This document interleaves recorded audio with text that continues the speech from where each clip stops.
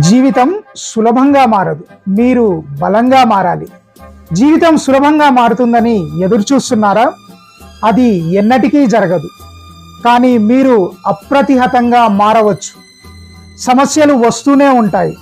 మీరు మీ బలాన్ని పెంచుకోవడం ద్వారా అవి చిన్నవిగా కనిపిస్తాయి. జీవితంలో కష్టాలు, తుఫాన్లు రావద్దని కోరుకోకండి.